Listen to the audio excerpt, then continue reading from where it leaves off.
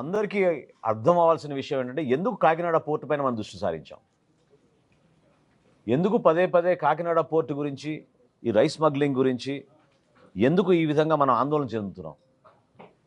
ఎందుకంటే మీడియా మిత్రులు కూడా మీ అందరు తెలుసు, స్థానికంగా ఉన్న కాకినాడలో కూడా చాలామందికి తెలుసు, 5 సంవత్సరాల్లో ఎవరిని కూడా లోపలికి ప్రవేశించలేదు, అనుమతించలేదు, అసలు అవకాశమే లేదు.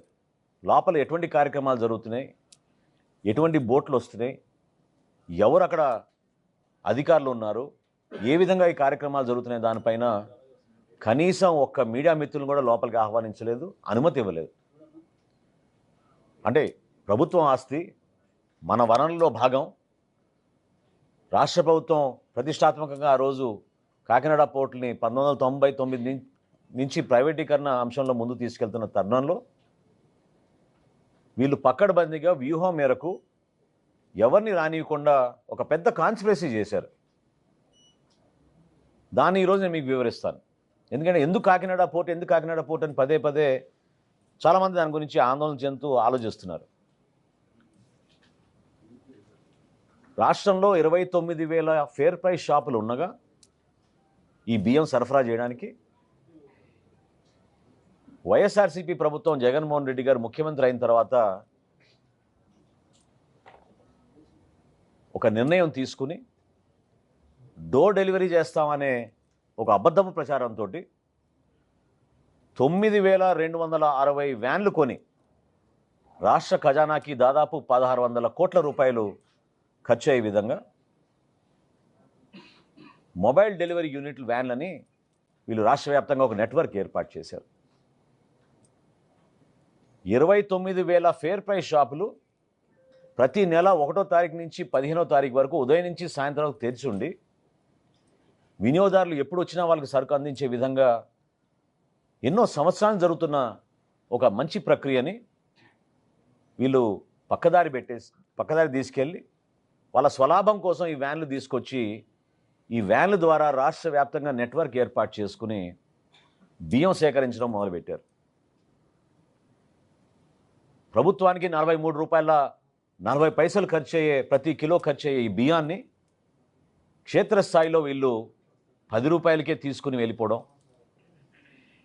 చాలా చోట్ల మీరు సరైన సమయంకి రాలేదు, వ్యాన్ వెళ్ళిపోయింది కాబట్టి మీకు సరుకు ఇవ్వమని చెప్పడం, చివరికి ఎంఎల్ఎస్ పాయింట్ల దగ్గర నుంచి కూడా గోతాలు తీసుకుపోయే సందర్భాలు ఎన్నో ఉన్నాయి.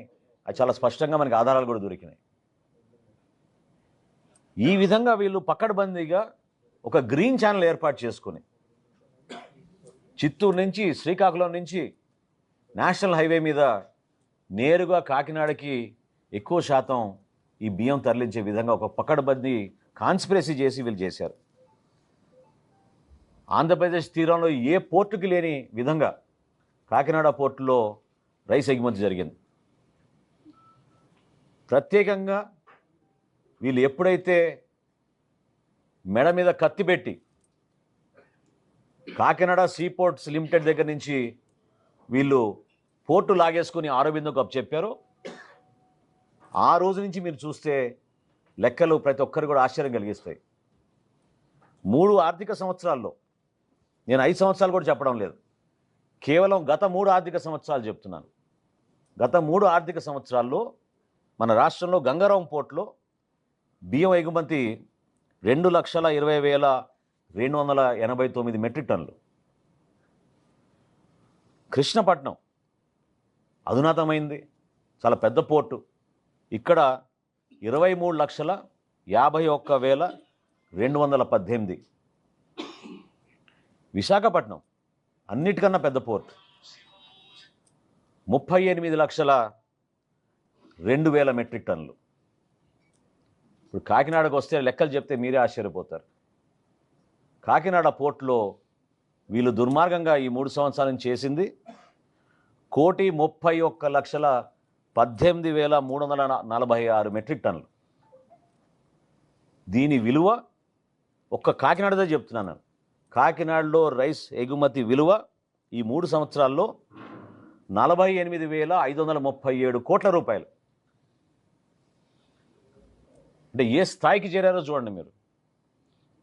48,537 కోట్ల రూపాయలు వీళ్ళు అక్కడి నుంచి బియ్యం ఎగుమతి చేశారు కాకినాడ పోర్ట్ నుంచి. ఏ రోజైనా ఇప్పుడు నిన్న చాలామంది హడావిడిగా ప్రెస్ కాన్ఫరెన్స్లు పెట్టారు. కన్నబాబు గారు పెట్టారు, చంద్రశేఖర్ రెడ్డి గారు పెట్టారు, వైఎస్ఆర్సీపీ నాయకులు చాలామంది హడావుడి చేశారు. గౌరవ ఉప ముఖ్యమంత్రి గారు పవన్ కళ్యాణ్ గారు ఎందుకు కాకినాడ పోర్టుకి రావాల్సి వచ్చింది?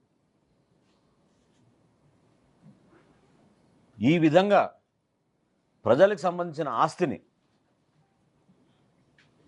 పూర్తి స్థాయిలో ఒక కాన్స్పిరసీ వీళ్ళు తయారు చేసుకుని దుర్వినియోగం చేసి రాష్ట్రానికి నష్టం కలిగిస్తుంటే ఇదేమన్నా ఒక వ్యక్తి పైన మేము కక్ష కట్టామా? ఒక కుటుంబానికే మేము పరిమితం అయ్యామా? సో దీని వెనక ఎవరున్నారు? ఎంత పెద్ద కాన్స్పిరసీ జరిగిందంటే జగన్మోహన్ రెడ్డి గారి ప్రభుత్వంలో ఆయనే ముఖ్యమంత్రి, ఆయనకి తెలియకుండా జరగదు కదా ఇది. ఆరోబిందో రియాలిటీకి కాకినాడ సీ పోర్ట్స్ ఎందుకు 41% వాటా ట్రాన్స్ఫర్ చేసింది? ఏ సందర్భంలో చేసింది? ఏ విధంగా బెదిరించి భారతదేశంలో కార్పొరేట్ చరిత్రలో ఏనాడు జరగని విధంగా కేవీ రావు గారిని వారి కుటుంబాన్ని బెదిరించి ఏ విధంగా వీళ్ళు 41% వాటా రాయించేసుకున్నారో ఖచ్చితంగా బయటికి రావాలి. బాధ్యత లేదా జగన్మోహన్ రెడ్డి గారికి? కాకినాడ సీ పోర్ట్స్ లిమిటెడ్కి ఆరోబిందో రియాలిటీ ఏ విధంగా దూరింది? ఎందుకు మీరు జిఎంఆర్ దగ్గర నుంచి ఎస్సీజెడ్ లాగేసుకున్నారు?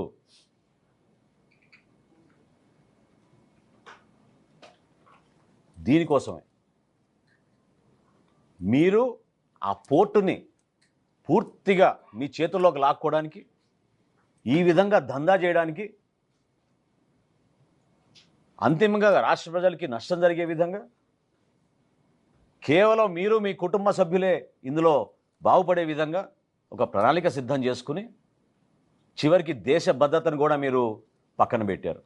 పవన్ కళ్యాణ్ గారు అన్న మాటల్లో ఏం తప్పు ఉంది చెప్పండి? గంజాయి స్మగ్లింగ్ అక్కడి నుంచి జరగదని రూల్ ఏమైనా ఉందా? ఇతర దేశాల నుంచి మీరు వెపన్స్ తీసుకురారని రూల్ ఏమైనా ఉందా? ఎందుకు ప్రశ్నిస్తున్నాం అంటే 2200 ఎకరాల కాకినాడ సీ పోర్ట్లో కేవలం 20 మంది పోలీసులు పెడతారా మీరు? ఓన్లీ 20 అంటే షిఫ్ట్కి 6. ఇదా మీరు చేపట్టిన భద్రత ఈ 5 సంవత్సరాల్లో? దీన్ని ప్రశ్నించాం. ఏమైపోతుంది రేపటి రోజున అక్కడ పొరపాటు జరిగితే? ఎందుకు ఈ ఉదాసీనత? ఇంత భారీ స్థాయిలో టర్నోవర్ జరుగుతున్నప్పుడు ఇతర దేశాల నుంచి ప్రతిరోజు ఏ సందర్భంలోనైనా సరే కనీసం 10 నుంచి 12 వెసల్స్ ఉంటాయి అక్కడ. 2 పోర్ట్లు కలుపుకుంటే 15 నుంచి 16 వెసల్స్ ఉంటాయి. ఎందుకు ఈ విధంగా దుర్మార్గంగా పనిగట్టుకొని కాకినాడకి చెడ్డ పేరు తీసుకొచ్చింది ఎవరు? కాకినాడని ఒక స్మగ్లింగ్ డెన్గా మార్చింది ఎవరు? ఎందుకు మాట్లాడలేదు ఆ రోజున మీరు అందరు ప్రెస్ మీట్లు పెట్టి? ఎవరు మీ బాసులను ప్రశ్నించినప్పుడు ఇప్పుడు అర్థమవుతుంది మీకు ఎవరు మీ బాసులు. పోర్టు లాక్కుంది ఆరోబిందో. ఆరోబిందోకి అసలైన బాస్ ఎవరు? గతంలో కూడా బియ్యం ఎగుమతులు జరిగినాయి, కానీ ఈ స్థాయిలో ఎప్పుడు జరగలేదు.